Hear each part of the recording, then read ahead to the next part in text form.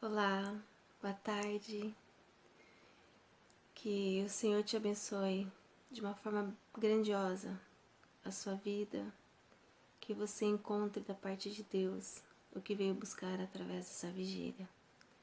Quero compartilhar com vocês um testemunho meu, das minhas duas filhas, Laura e Rebeca, e o que o Deus tem feito por nós durante alguns anos. E de uma forma específica, um episódio que eu quero compartilhar com vocês. E antes, eu quero fazer uma oração. Vamos orar. Grandioso Deus e eterno Pai que estás nos céus, só Tu és Deus. Só o Senhor sabe de todas as coisas. Só o Senhor sabe como nos conduzir através das situações, das circunstâncias, até mesmo das circunstâncias que não temos controle aqui na terra. Eu te agradeço, Senhor, e coloco a minha vida nesse momento para te servir, para testemunhar do teu grande amor e do teu grande poder em fazer acontecer a sua vontade. Abençoe a mim, abençoe a cada ouvinte, a cada pessoa que está participando dessa vigília. Em nome de Jesus. Amém. Bem, meu nome é Solange, eu tenho duas filhas, uma chama Laura, tem aproximadamente 23 anos, casada. Eu tenho minha outra filha que mora comigo, chama Rebeca, tem 16 anos. O que eu quero compartilhar com vocês é uma situação que aconteceu conosco e nós vimos de uma forma clara e muito assim, quase que instantâneo, a intervenção de Deus na nossa vida. Eu morei por aproximadamente 16 anos fora do Brasil. A minha filha mais nova é americana, a minha filha mais velha, ela nasceu no Brasil, mas foi para os Estados Unidos, sim, bem pequenininha. Então ela cresceu lá, o ciclo de amizade foi lá, toda a sua carreira escolar foi lá, a minha construção adulta aconteceu lá, eu me converti à Igreja Adventista do Sétimo Dia, a Mensagem Adventista aqui no Brasil, e menos de um ano depois do meu batismo eu fui para lá, então toda a minha construção adulta ela aconteceu lá, eu construí família lá, eu fiz amigos lá, a minha experiência com a cultura, então tudo isso aconteceu lá, né? Tudo dentro do contexto da cultura americana. E a minha filha mais velha, quando ela entrou na adolescência, então começou aquela fase de rebeldia, né? O que é muito natural para eles, né? E que exige muita maturidade, muito conhecimento, muita informação de nós, mães, né, e dos pais também, para poder saber administrar esses conflitos que eles têm, essa forma que eles mesmos não conseguem lidar com isso, né?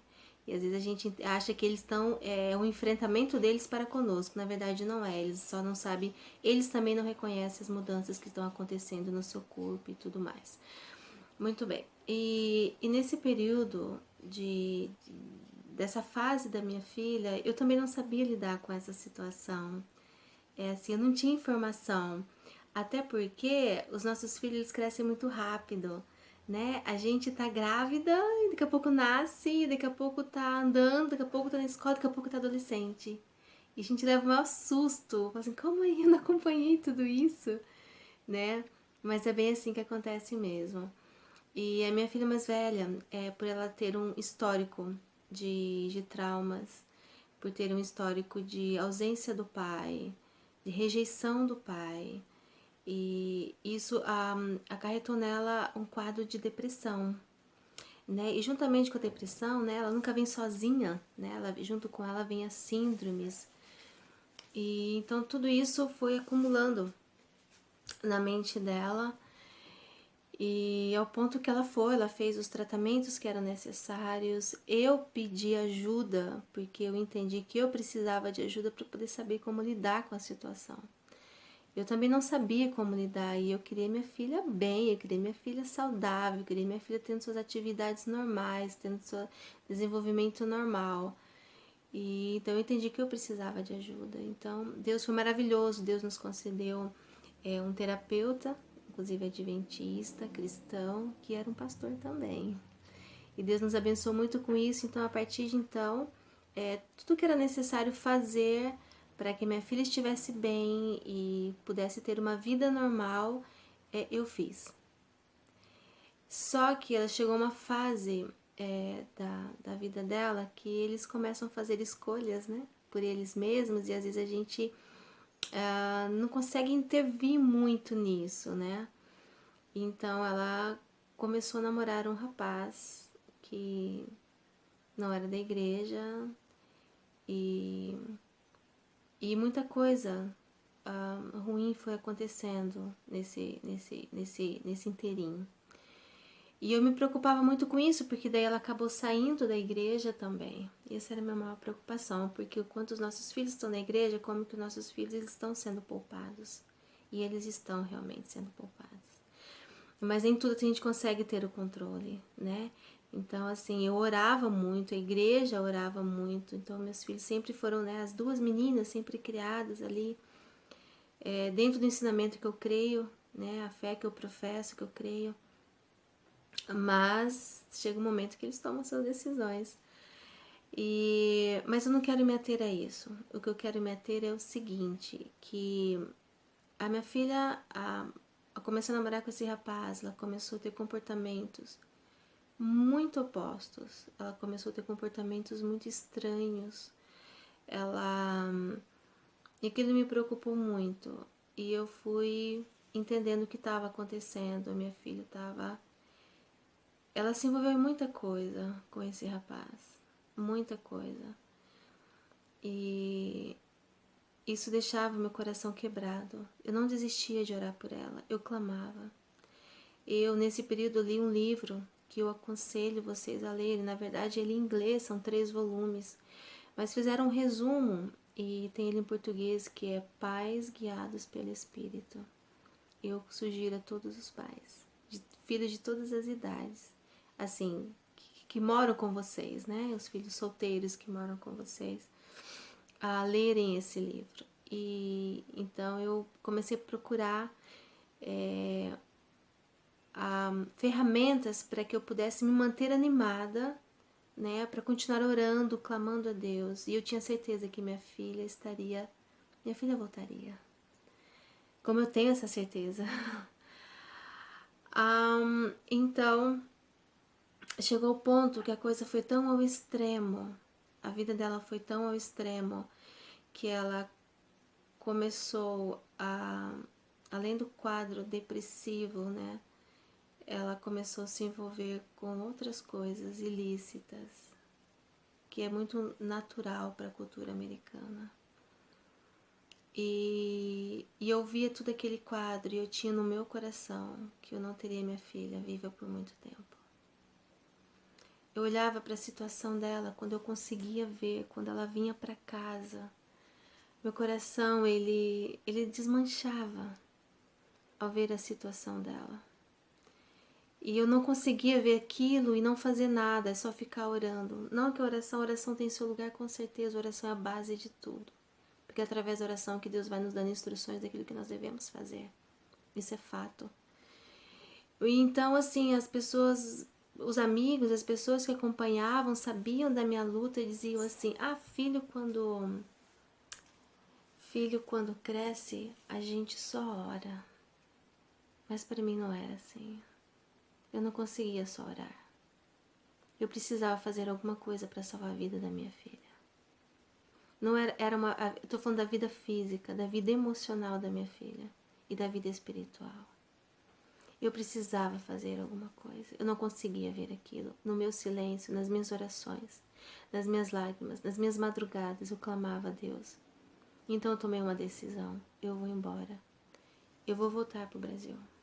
Eu dei um tempo, né, tentando ajustar algumas coisas, tentando ajudar a sair ela dessa situação. Tentei fazer até amizade com o rapaz.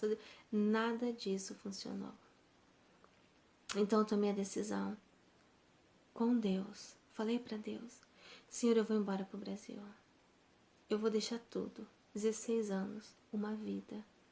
Eu vou embora para o Brasil. Eu preciso salvar a vida da minha filha. Eu não consigo só ficar orando e ver minha filha se acabando. E eu tinha no meu coração, gente, isso era muito forte, que a minha filha não viveria muito mais tempo. Alguma coisa muito séria iria acontecer com ela. E vocês vão ver no final desse testemunho o que aconteceu. Então, tomei a decisão. Foi fácil? Não, extremamente difícil. Muito difícil. Mas eu tomei ela muito resistente.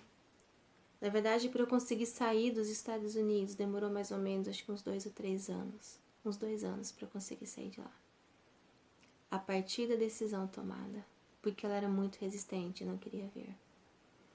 Mas eu sei, até que um dia, numa madrugada que eu estava orando por ela, clamando ao Senhor, eu abri a meditação do dia e estava escrito assim que a nossa guerra não é contra sangue nem contra carne, mas contra as potestades do mal. Eu entendi naquele momento que a minha guerra, que a minha luta não era contra a resistência dela, ou contra o que esse rapaz fazia.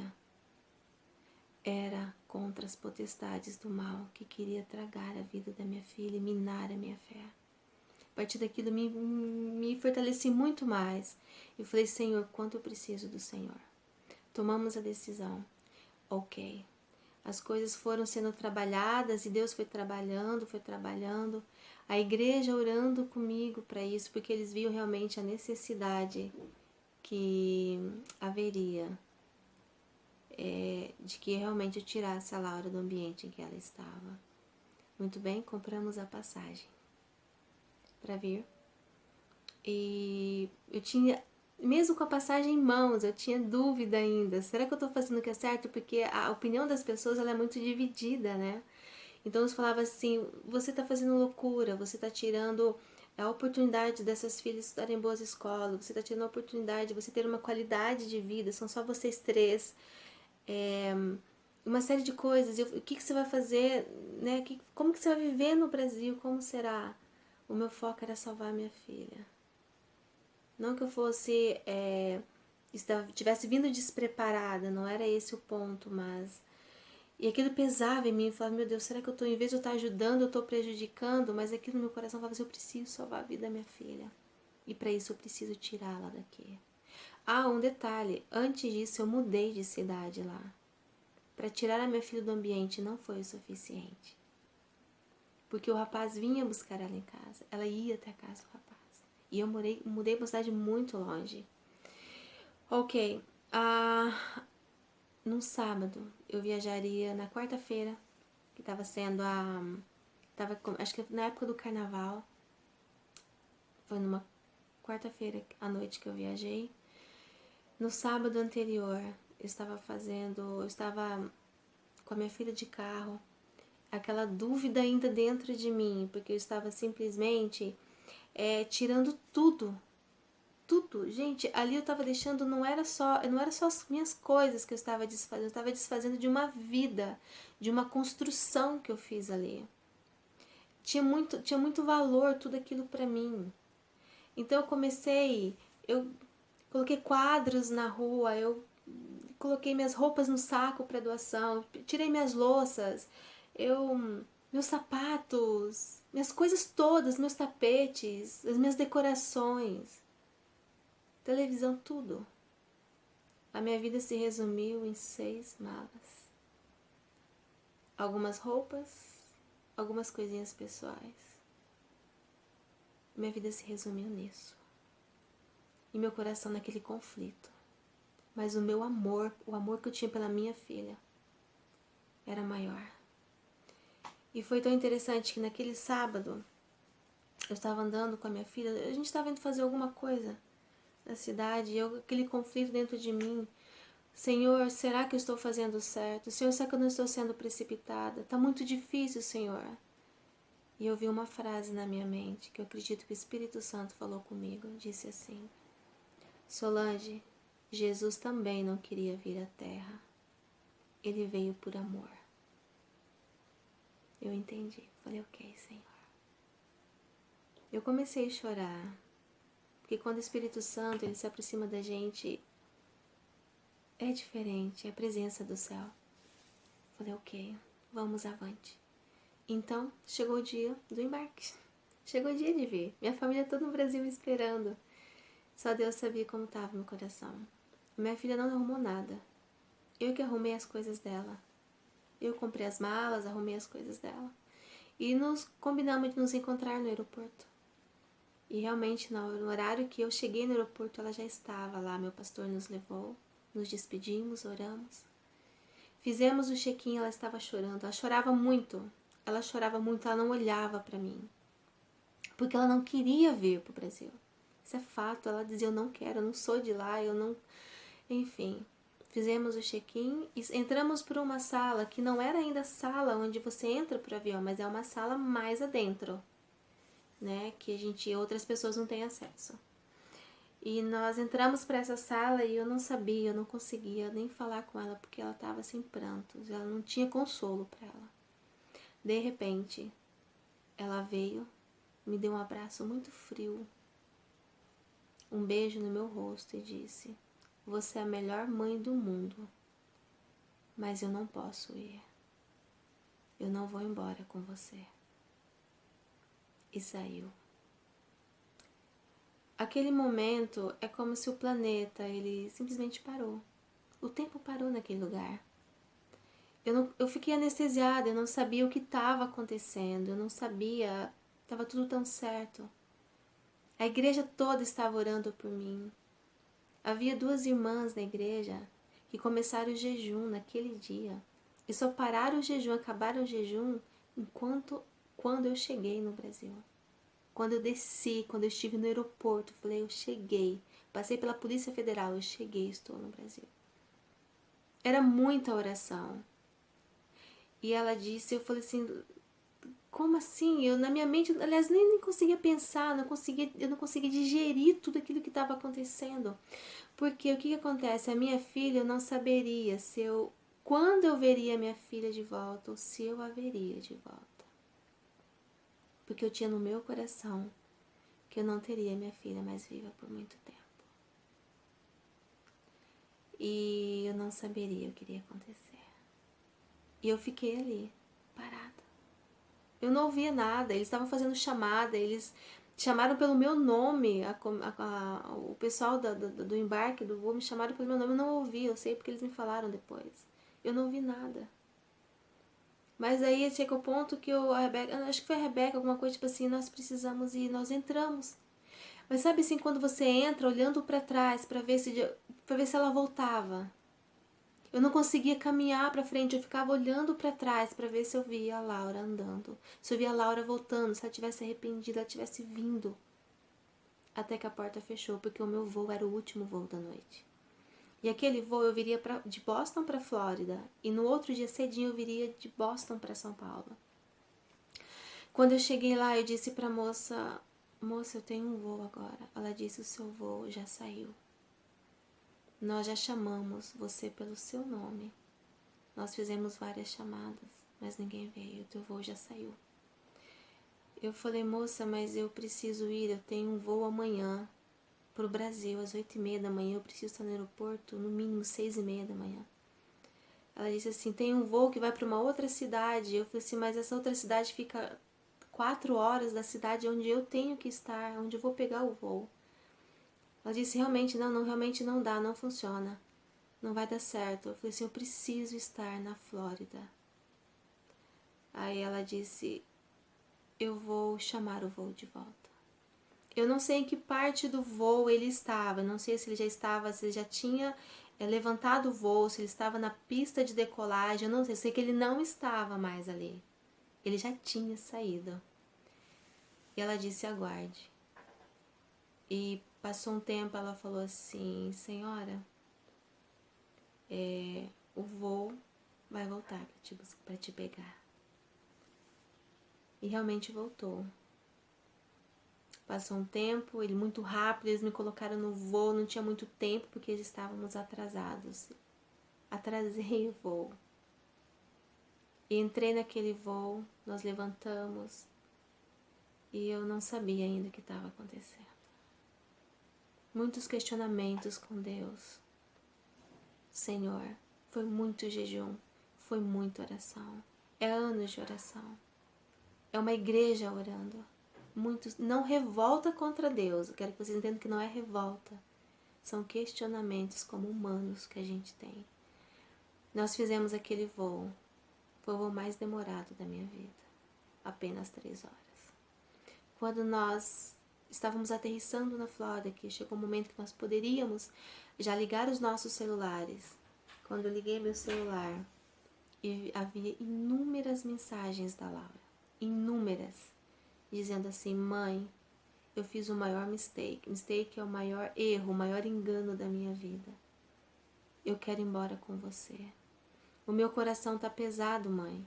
Eu não consigo ficar aqui. Alguma coisa tá dizendo que eu preciso ir embora, mãe. Eu não vou ter paz se eu não puder ir embora, mãe. Se eu não for embora, eu vou morrer. Mas era algo, não assim, morrer pelo fato de que ela estava em perigo, mas era algo que ela sentia no coração dela. Eu preciso ir embora. Mãe, pelo amor de Deus, consiga um voo para mim. Eu preciso ir embora com você. Aqui não é o meu lugar. E eu só entendi.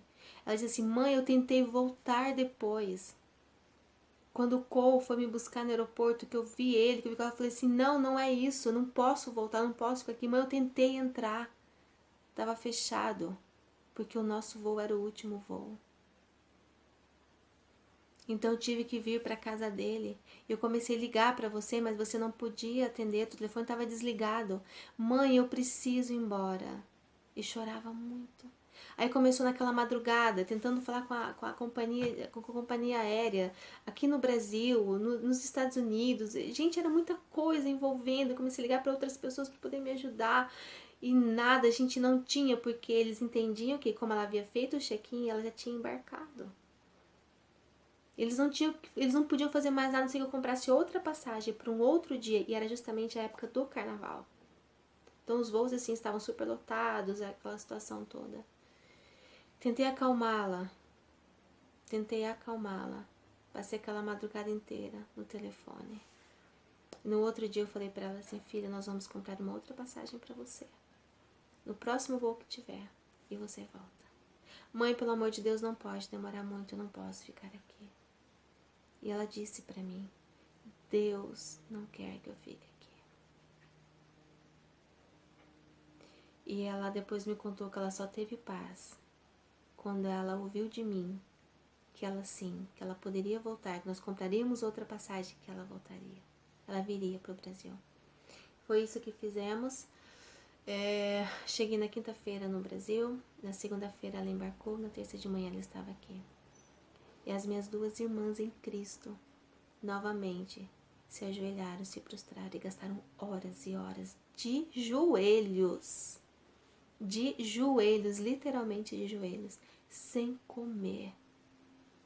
Elas só comeram quando a Laura chegou no Brasil. Eu disse, eu peguei a Laura, estou com a Laura aqui comigo. Pelo poder de Deus, ela voltou para o Brasil. Pelo poder de Deus. E quando nós chegamos no Brasil, nós fomos morar no interior. Na roça mesmo.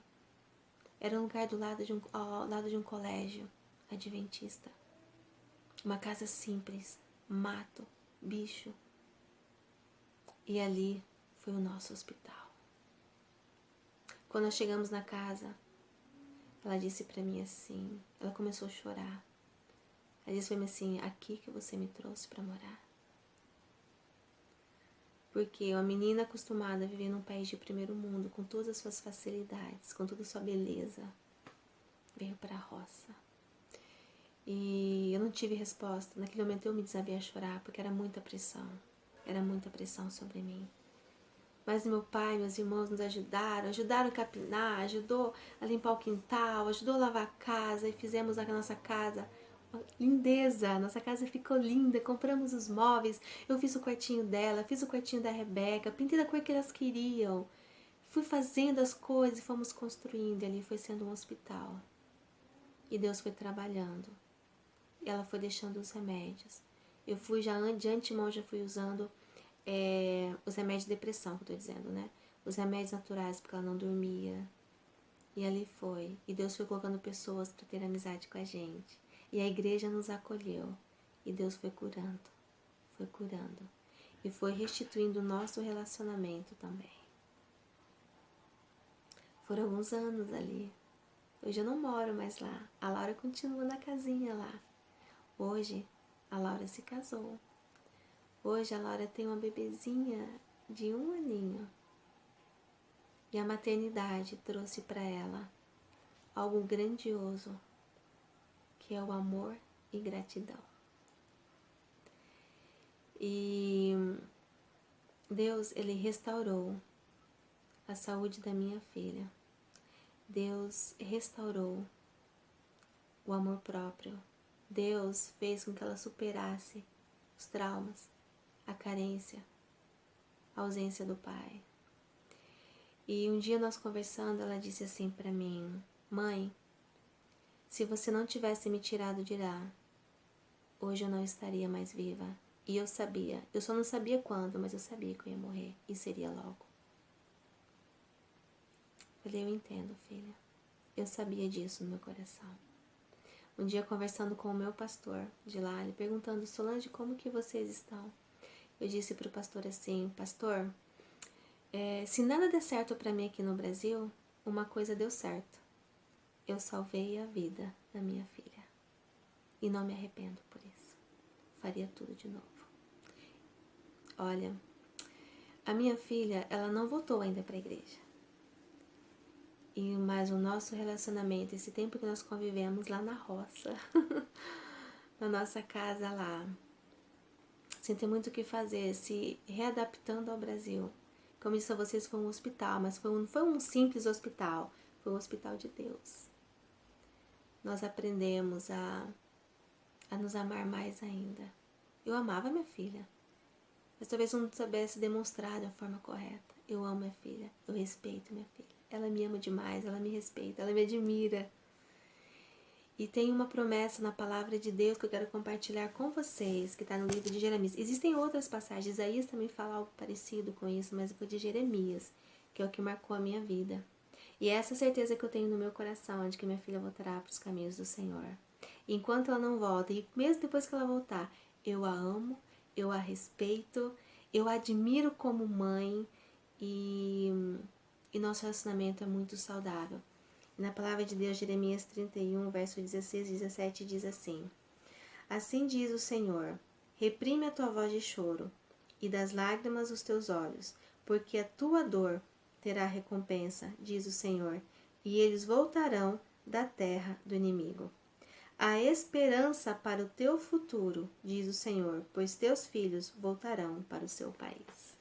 Amém! Em partes eu já vi essa promessa cumprida na minha vida e na vida dela.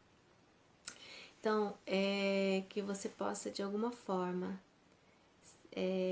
ser tocado pelo Espírito Santo.